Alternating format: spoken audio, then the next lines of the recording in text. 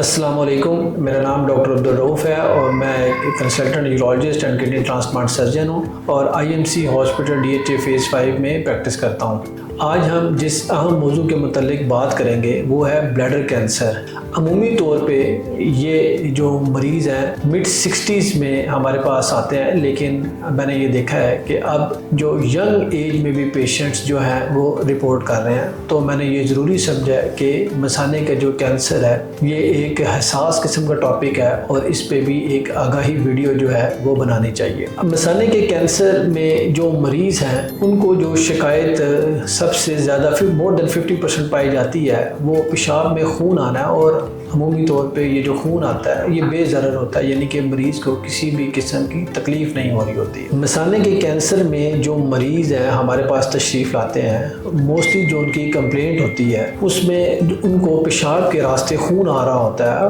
اور most of the time کسی بھی قسم کی تکلیف کے ساتھ یہ خون نہیں آ رہا ہوتا، اور لہٰذا جو مریض ہیں وہ اس کو نظر انداز بھی کرتے ہیں، یعنی کہ they don't report at the first episode. اس کے علاوہ مریضوں میں وزن کی کمی واقع ہو رہی ہوتی ہے اور بلڈ لاس کی وجہ سے ان کو انیمیا ہو رہا ہوتا ہے، تو لہٰذا مریض جو ہے ہمارے پاس ان تکلیف کے ساتھ رپورٹ کرتے ہیں۔ اب اگر ہم بات کریں کہ یہ کس وجہ سے مثانے کا کینسر آج کل بہت کامن ہوتا چلا جا رہا ہے، تو اس میں جو سب سے زیادہ رول ہے وہ اسموکنگ کا ہے۔ وہ حضرات یا خواتین جو کہ اسموکنگ کرتی ہیں ان کے اندر عام پاپولیشن کی نسبت یہ جو مرض ہے وہ زیادہ پایا جاتا ہے۔ اس کے علاوہ کیمیکل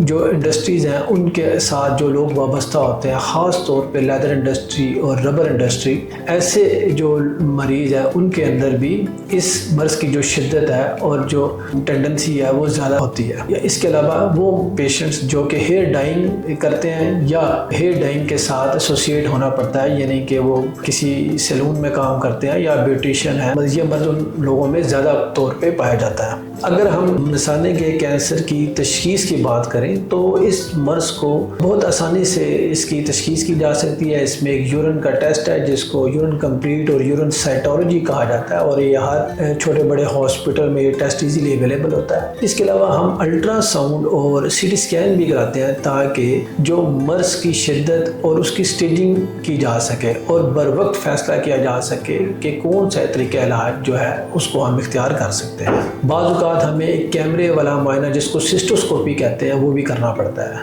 اب اگر ہم اس مرض کی ٹریٹمنٹ کی بات کریں تو اس کے اندر ہم بذریعہ کیمرہ جو رسولی ہمیں الٹرا ساؤنڈ یا CT اسکین پہ نظر آتی ہے، ہم اس کو بذریعہ لیزر اس کو کاٹتے ہیں اور پھر اس کے ٹکڑے ہم بیاپسی کے لیے بھجواتے ہیں، اور بیاپسی پہ ہم اس بات کا تعین کرتے ہیں کہ کیا یہ جو مرض ہے یہ مثانے کی سطح تک ہی موجود ہے یا کہ مثانے کے پٹھوں کو بھی اس نے انوالو کیا ہے۔ اب یہ جو پیرامیٹر ہے یہ بڑا اہمیت کا حامل ہے، کیونکہ اسی کی بیسس پہ ہم جو ٹریٹمنٹ آپشنز ہیں ان کو سلیکٹ کرتے ہیں۔ اگر تو مریض کا جو مثانے کا کینسر ہے وہ سطحی لیول کا ہو تو اس سلسلے میں ہم اس کو بلیڈر پرزرویٹیو آپشنز جو ہیں ان کی طرف لے کے جاتے ہیں، جس کے اندر ہم مریض کا جو مثانہ ہے اس کے اندر سے رسولی کو کاٹتے ہیں،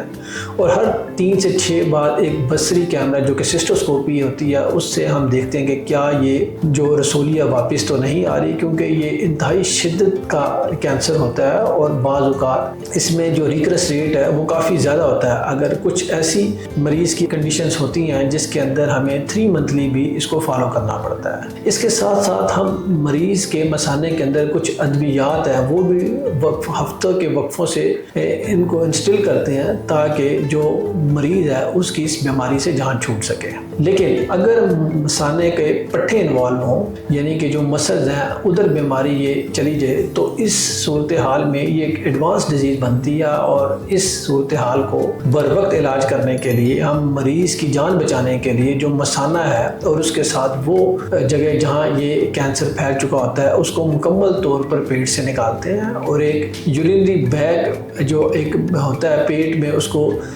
مریض کے لگا دیتے ہیں تاکہ اس کا یورین کا فلو اس بیگ کے ذریعے ہوتا ہے۔ لہٰذا یہ بات سمجھنے کی ضرورت ہے کہ اگر مثانے کے جو کینسر کے مریض ہیں وہ لاپرواہی کریں گے یا